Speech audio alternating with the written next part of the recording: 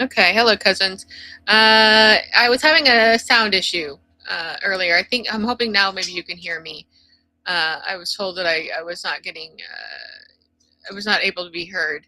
So I don't know if that's still the case, if I'm having some kind of issue, because all my mics are showing that or my mic meters are showing, my sound meters are working. Everything that I can see from my end is not showing any kind of issue. I also am not. Uh, do, do, do. And I'm also not. Where am I? I can't. The way that I broadcast now, it's functional, but I cannot see unless you comment. If you're watching on TikTok, unless you make an actual comment, I can't see it. So that's the only thing that there is kind of a question there about. But you should be able to hear and see me at this point. I usually don't have any problems broadcasting in this way now that I've got things sort of basically sorted out. It looks like everything is working from my end, and you should be able to hear me okay. If you couldn't before, apologies, but what are we gonna do? It's American internet. Okay. Anyways, okay. Just a quick. I'm just gonna kind of backtrack about what I was just talking about. I was just saying that now we kind of ran long on the show on social contract because we were having a good time since Jared was back for this episode, and there were some big stories that we were catching up on, and I threw a big one in there right at the end. We kind of were, halfway catching up with each other, halfway talking about topics on the show. And if you want, I don't really do that here. This is more my like decompression type, where I get a little more mileage out of my makeup before I have to go wash it off. But that's where that's our political our news outlet. That's where we talk about what's going on and that kind of thing. And so if you want to hear from me with also him, a lot of the time, I only do solo shows periodically if he's like out of the country or something. But if you want to hear something more direct and intentional, go check out Social Contract on YouTube and Rumble is where our archives are, and we are live on YouTube and Twitch. Just before I come on here, and I'm live here on YouTube and TikTok. So if you are watching on TikTok and you have to actually like come in and actually leave a comment if you want me to see it, because I won't see it. And I'm also sort of still kind of getting my sea legs as far as how live streams on TikTok work. They're very different from other places. I know that there's a lot of like jingle jangle stuff going on. It's kind of confusing to me, so I just like to show up and be here and hang out. And just like on the show over here, I like to talk to the chat. So if you questions, comments, what's on your mind, throw it out there. We'll talk. That's something fun that I like to do. Because this is kind of chill. Over there, we're structured. We have like, graphics and theme songs and things. Over here, I just kind of just show up and just kind of hang out and see what everybody's doing. So we had a pretty good time over there, and now I'm over here and just kind of flying blind a little bit in some ways. I can see to some degree, but what's going on. But unless you talk to me directly, then I'm probably not going to be able to see it. But thanks for hanging out with me anyway. Whether you talk to me or not, I do appreciate you. And I what I do is just kind of an idea here is I'm live on Tuesdays after the show here on YouTube and TikTok concurrently, because I finally found a system that works for me, and I like to use it. And it actually is usually pretty reliable, except today it seemed like there was a little bit of a sound problem, but I think that's been fixed now. And I just kind of come here and talk about what I've been doing and what I'm working on, more of the me aspect of things, because I've got so many things in production and so much I've got going on. So on Tuesday afternoons around 2:30, I come here, hang out, to do the kind of after show thing. And but I those then I will repost the live broadcast on Wednesdays, so you can see if you missed it or anything like that, and you want to see it, you want to hear from me. those are on Wednesday evenings. I post just about every day. Well, I pretty much post every day, uh, and usually around the evenings. So you can see some sort of new content from me. I was on years ago, but I didn't really like it didn't really jive with it. I was off for a few years, and I came back, and I've been on back on for a couple of months here. Um, just kind of trying to see what I like to do, because this whole thing kind of taps back into my filmmaking roots, without the high stakes of having to make, like, a gigantic full scale feature length documentary. So I get to kind of just come here and make things, and try out what's like the trends, and see what everybody's kind of doing. I do some, so every now and again I'll throw some pictures on, or do one of the like allow it to pick the music for me type of a trend. And I absolutely hate that, because I'm very picky about the music I use, and which with such a large musical database to choose from. Like, I want to use what I want to use, so I'm very, very picky about the music I use. But I will do it every now and again. I will do it just to kind of see how people are utilizing the site and what they're doing. For me, I use use it like a channel, like a TV channel, where I make tiny shows. And so I've got kind of a lineup of things, not like a hard schedule, but I've got a lineup of things now that I do, that you can see there. Like, I'll do these in the moment kind of things. I do the lives, and then I'll do these in the moment things, kind of whatever's going on in life, kind of what I'm up to, this or that types of things. And then I'm also doing some more structured stuff, which is where I'm showing like some progression videos of how some of my paintings came into being, so you can watch them progress from start to finish. I've got some painting in progress videos going on, because I'm working on a painting currently. I've got stuff about my books that I post there, that you can get them where you get books, and that you should definitely be supporting indies, and you should for sure get in on that with me, because I have my newest book out is The Big Bad Wolf, and that is like basically if you took the Blair Witch Project and The Ring and kind of mashed it up there, then you get that, and it's really good for spooky season. So get your spook on, and go check out that. Um, and then I have a really big record collection that spans from about the 30s to the 90s. And I just yesterday posted my third episode of, it's called Now See Here. Hear, like hear your ears, music from history, where you can check out like these old recordings that I've been posting. I'm not just specifically doing super old stuff, but only in my third episode, so that's as far as I've gotten so far. So I will be posting some other stuff later when I do get into the more like common stuff, like from probably the 60s forward. Then it's probably only going to be samples, because I won't be able to post the whole songs. But the older stuff, I can post the whole things. But I post the liner notes, the info, so you can check all that stuff out. And I just did my third episode of that.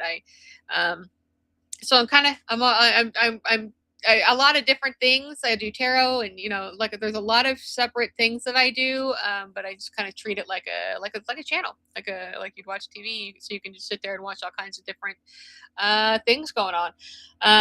So that's been pretty fun for me, getting back in on that. So yeah, I would definitely love it if you wanted to follow me. And the more followers I get, obviously opens up like potential for monetization and that type of a thing. And being an indie, I could definitely use it. I got no money. And this is there was no plan B. There was never a plan B. This is it. So get in there, check out my stuff, and get some cool stuff for yourself. You can find me on Redbubble. Make sure you go over to Redbubble, check that out. And so I appreciate it if you will follow me and get in on my content, that kind of thing. So that's kind of what I'm doing there, and I'm in a rhythm now, and I've got this up and working. It took a few weeks to kind of get everything in order, but I think we're kind of smooth sailing at this point, for the most part. So that's where I basically am. And I like to kind of take this time to talk about like whatever it is I've been working on in the past week. And I've been trying to do a lot of catch up work on my latest painting. Now that I'm splitting my time between making films and painting and working on a new book, working on two books really, but mostly Sorry Charlie is further ahead and closer to release than the Brothers Flynn. Uh, so I don't have an ETA at all on the Brothers Flynn at this point. It's still in the structural phase. Um, but I'll be able to jump in when I can. But I'm still working on Sorry Charlie. But everything's moving a lot slower than I'm normally used to because I'm always very got to get things done, got to move, like and work on one thing until it's work to completion and get done. But it's been better for me to be able to split my time up and kind of let everything breathe a little bit. It's just taking longer to actually get to production. I wanted Sorry Charlie to be out by the end of the year. I don't think it's going to be. I think that it's going to take a little bit longer, but I also don't exactly have a hard ETA on when that one's going to be ready either. So just stick with me, and I'll keep giving you updates on that. I'm loving working on this one this time through. A little background on Sorry Charlie is it was the first book I ever published, but I did it years ago, and it did not match my output quality like that I do now. Like I have a very solid production method. I do my own cover work now. I do soundtracks now. In this story in particular, music is huge in the story. So I wanted to make sure that had a better representation. So I pulled it off the market, and I'm glowing it up, and I'm putting it back out there. And this time through, I've really got my listening ears going, and the story, the characters and the story, they're just giving it to me. They're just absolutely feeding it to me in ways that I did not have a firm grasp on before. So I'm really, really enjoying just tapping into that, and then just kind of just sitting and taking notes on what they're doing. And I'm loving how much more depth the characters have and how much more purpose the story has. I had originally seen it as kind of this little, just kind of quirky little bit of a story, like a kind of an indie movie type of a thing. But this time I'm seeing it as a much more cohesive, much more three-dimensional thing that they're feeding to me, and I'm really loving it because I don't see it as I think that it's always been kind of like a hubris of man to assume that they're just so mentally creative and like it can do that you just like make these things up. And I think that our mental vocabulary around that a lot is that like, oh, it's my imagination, I'm making it up. But I think it's a lot more akin to channeling. You're channeling this information from somewhere else, and everything is going on concurrently, and you're taking that information, and then your job as the writer is to translate the information you are given, much like when you hear a medium describe how they get their information. And it's like they'll say, I see pictures, or I hear sounds, or I'll see words, but I don't know what it means. I just say it, and then you are the one that needs to know what it means. It's a lot like that. You don't always have time, doesn't function in the same way, and you don't always have all of the information. So you've got to just kind of organize what you're seeing. You got to feel the feelings. You got to put the visuals together. You got to understand the depth. They challenge you to answer questions about themselves that you need to be able to explain.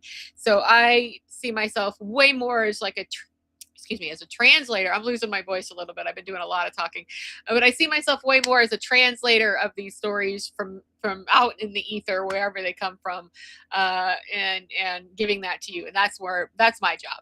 I'm the translator of the stories, and I love it. And I love when characters kind of sneak up on you. And I love experiencing that, like as the translator, but I also love like be able to give that information, because I think it's really cool when you go down a road with some characters, and then they seem like this is like how they are, who they are, what they are, and then they kind of like maybe they're like what, like they give you question. I love that. Like not exactly like, oh, they're a bad guy, secretly a bad guy, but just like sudden, like there might be like a subtle scene somewhere, or subtle drop where it's like, you maybe are not who I thought you were, or the audience finds out that maybe they're not exactly who they seemed like they were, or there's more to them, but then other characters aren't present for that. And there's been a lot of that in Sorry Charlie. It's been really cool where it's been able to come through in such of a way where like it looks like it's one thing, but it's like actually another thing. And sometimes characters see it in other people, and sometimes they don't. And so that's been really, really cool type of a thing, I think. that's really really happened in making this new version of the story, that I can bring out. So again, no ETA. I'm hoping sooner rather than later. I mean, it's not going to be years. It's a matter of months. I just don't know exactly what month it's going to be.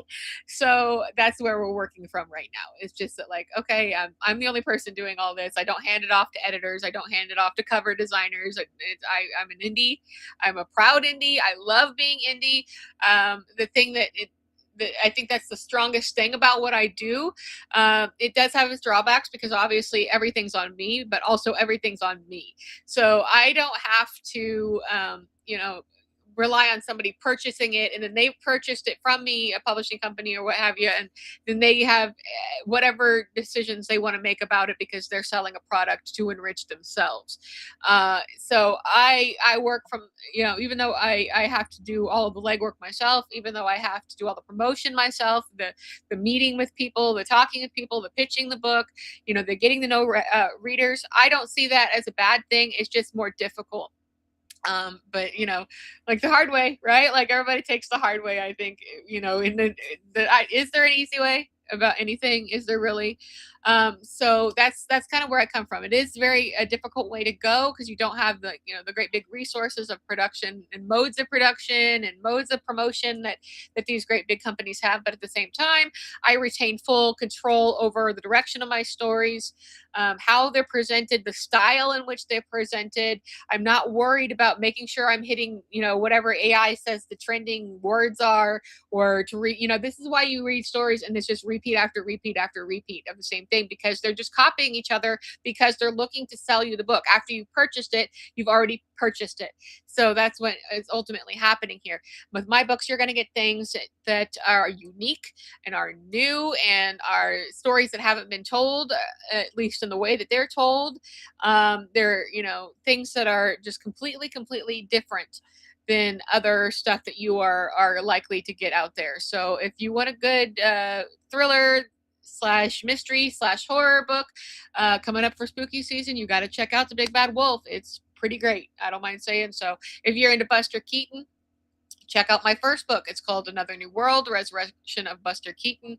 And that is a nonfiction novel that is chronicles about the last third of Buster's life and personal life, and that of his family as well. That took about 13 years to actually ultimately make.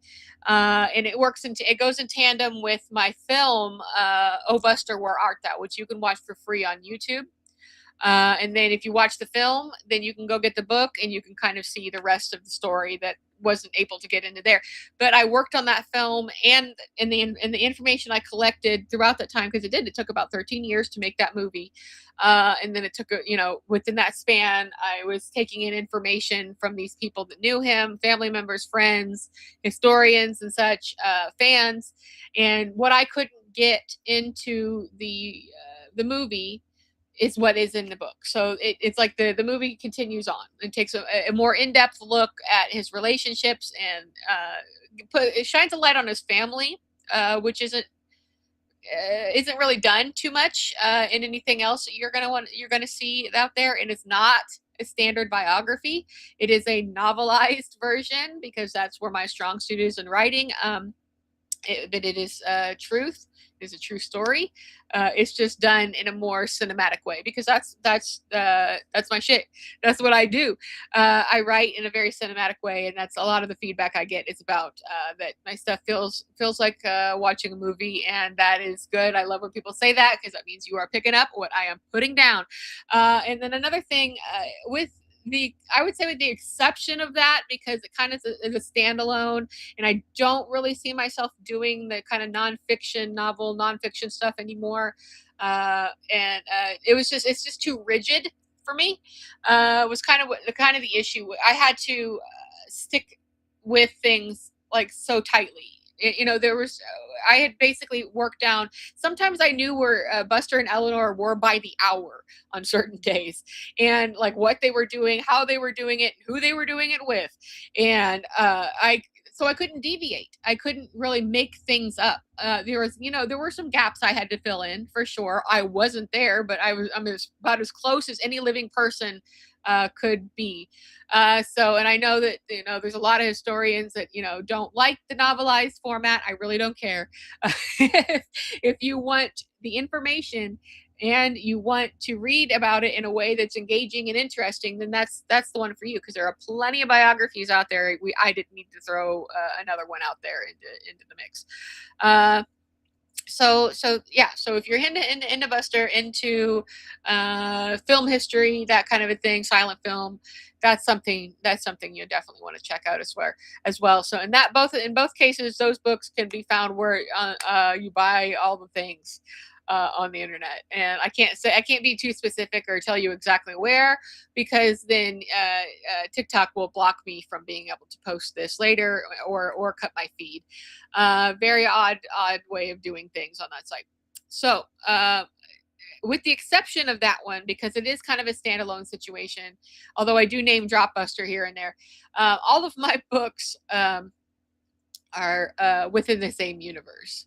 And I'm multi-genre, which means I don't just write horror, thriller, or comedy or whatever. I like to write, the story drives. When the story comes to me and tells me what it's going to be. So, and a lot of the time it's not super clear cut. Like Sorry Charlie is something you'd much more describe as a dramedy. There's funny parts, there's dramatic parts, because not everything, you can't really have comedy or drama one without the other. They go together, they're hand in hand, right? Like comedy and horror are hand in hand, right? So, there are certain things that you have that with. And then you have, like in the case of the Brothers Flynn, that's also more dramedy territory, with a little adventurism thrown in. I'm super excited about that one. And that one was really the one that kind of opened my mind up to doing the universe thing, because I had kind of obliquely seen that in my own way that I was doing things, from the writers, the creators perspective, but not really for the audience. But now I understand, no, actually I need to show you guys how, the man behind the curtain here, pull it back and reveal the process a little bit. And put together how these people are connect to each other generationally, and how they connect to each other genealogically. And that's something that plays big into the Brothers Flynn. I'm not going to go on too much longer on this stream, so I don't really want to get into the Brothers Flynn right now, because it's kind of a deep story. But I will, so I'll save that for another hangout. But that is something I'm super excited about, because it's going to be very different from a lot of the stuff I've ever done before. And it's going to really connect everything together. And it's kind of a hinge point in my stories in the present and my stories in the past. Because I will write at any time that I want to write too. And I have, which are strongly connected to these stories, because the Brothers Flynn, I'll tell you this, the Brothers Flynn can technically be a standalone story. And it's going to be a modern story, but it will directly connect genealogically and story-wise to I guess at least a 3-book story I've got planned that is set in post Civil War era. So that will connect into that. So it's if you read the Brothers Flynn and you're like, okay, now I want to see the history of it, then that's when you're going to want to get into the Fields of Gold series.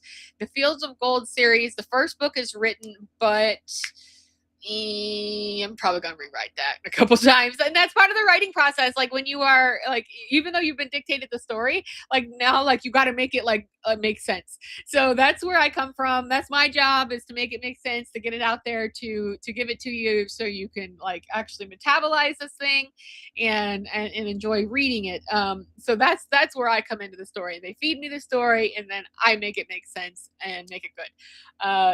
And as close to what I'm being told as possible. So you can decide if you want to if you like the Brothers Flynn when we get there. And that's probably, I'm going to give you a loose window here. Next year, I think beginning of next year, maybe spring of next year, we're going to be looking at Sorry Charlie, and probably about a year from that, we'll be looking at Brothers Flynn.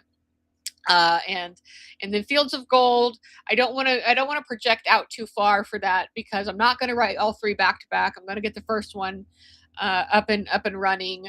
And then I'm going, and that's a story that I have been working on for like 25 years.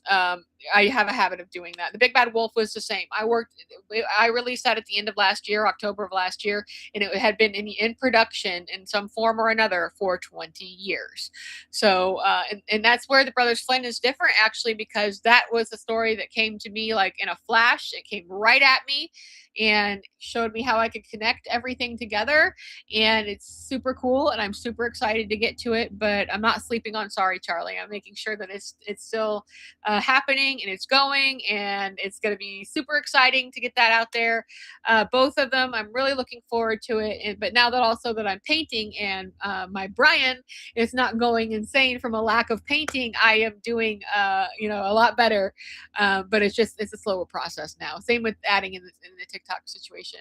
But I'm feeding my need to make the things and do the stuff, because I always am spinning plates. I've always got 1,000 things going on at once, and this is enabling me to make films and paint and write. So I'm finally in a place where it's like everything makes sense to me. Everything is working for me in a way that is functional. So that's some stuff you can look forward to. That's kind of where I'm at this moment, plus stuff you can look forward to. And then I do combine my like painting and photography stuff, like my art stuff, with my books. That's another thing too. I bury tons of Easter eggs in them. I connect them to each other in secret and public ways that you can read into. There's always tons of secrets, and then now they are. I'm showing now, as everything's taking shape, that it's all a unit. It's all a universe. They all fit into each other. They all feed into each other. They all connect to each other in some way. Not every single one to every single one, but there are connections, of how things work. You will see common names over generations. I have another thing that kind of made my mind up about making this an more obvious thing, was that I ended up with a transient character. There's a character that, again, from something from like 20 years ago, a story that I ended up not actually finishing because I wrote it in screenplay form, and then I wanted to take it into, because if you've been paying attention at home, you heard me say this before, that I fucking hate writing screenplays. It is the worst. I absolutely hate it. It's like writing an instruction manual, and I don't care for it. I'm much more of the novel writer, and that's what I want to do. That's how I think. That's how I see it. That's the format that I choose. So I wanted to put it into novel format, but all these other projects have taken precedent. I still hope to get to it at some point, but a main character out of that story is the point here. Coming around on the guitar, I can tell you what this point is. The main character of that story, I had written before I wrote The Big Bad Wolf, which has also started its life in screenplay form, and going all the way back to that first screenplay version. I put, because he was that character, and I should just tell you his name so it makes this easier to describe. His name is Zeke Gray, and Zeke, he was in about the same time and place as The Big Bad Wolf took place. And I was like, oh yeah, fuck yeah. I'm going to put this in here. So I dropped him in this cameo, and I kept that all the way through because I intended to go back to that original story of that other guy, of Zeke. And I never got to it, and I still haven't gotten to it.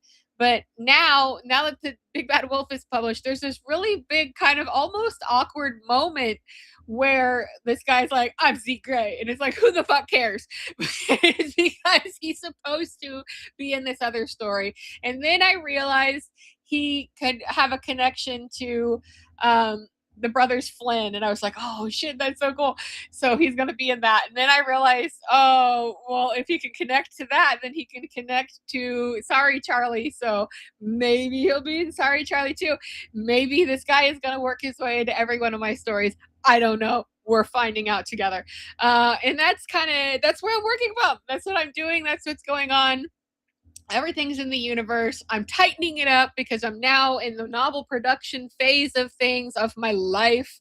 I want to make these stories that are like movies, that read like movies, because I want them turned into movies. So Apple TV, hit me up. You are like my streamer of choice. I want my stuff to go through I want my stuff to go through there. Plus, also, I know Apple TV has a really good history of working with authors.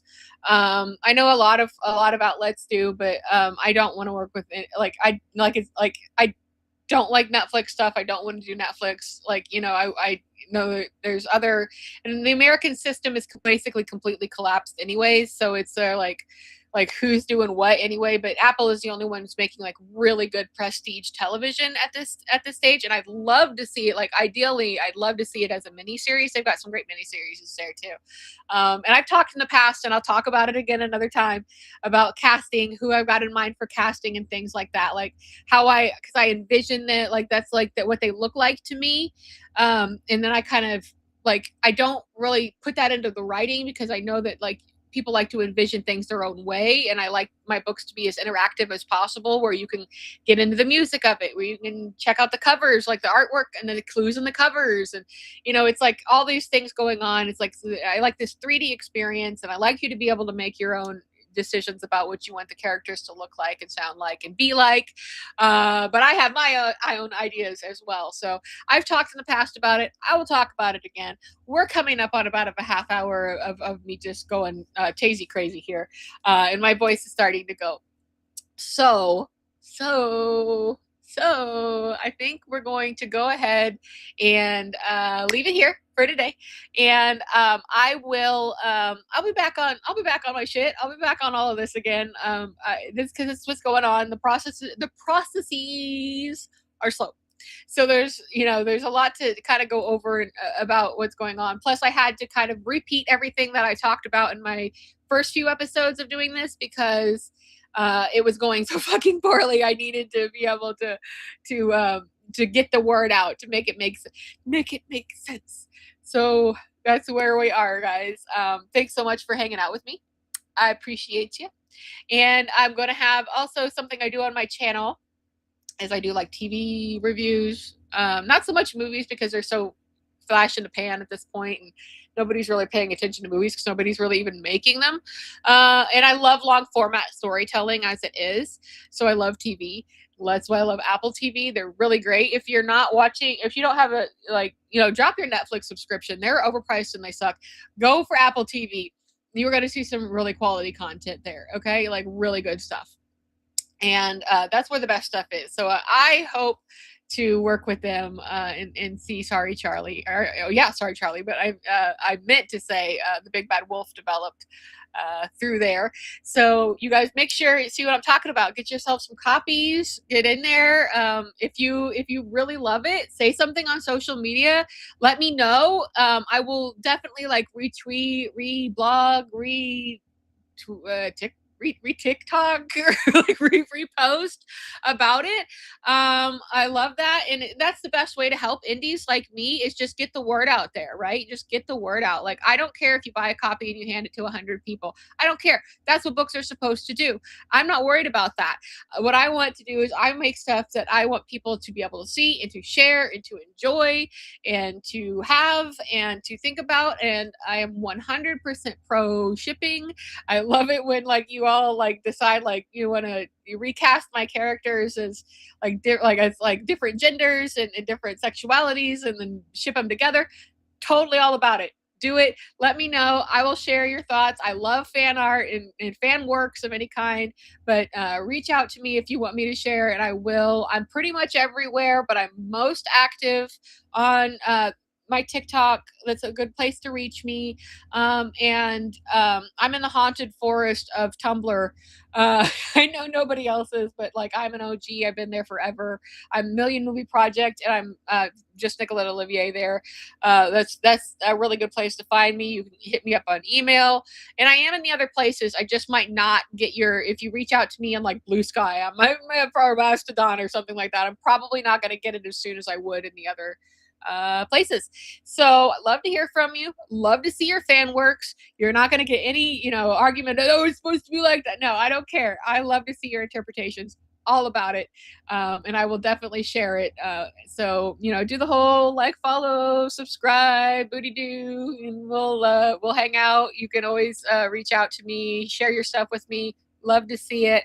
I will be back for another one of these next week. we can hang out again. Again, if you want to get the more political discussion with me and Jay, you can check out Social Contract that broadcasts right before this. And the links are everywhere. You can find us. I'm glad to have hung out with you. I'm glad you hung out with me. And I will see you guys again very soon. Being next week. But for now, I think I'm going to go rest my voice for a minute. And if you are like missed this, which I guess you would know that you missed it. But anyways, I repost this broadcast. So this will be reposted on Wednesday, which is my tomorrow right now. So when I record them live on Tuesdays, then they end up on then back on my TikTok page on Wednesdays. So reach out, hang out, follow. Let's hang out. Let's be bros. Love you, cousins. Take care, everybody. Try to keep it sane. Try to keep it safe. Bye, guys.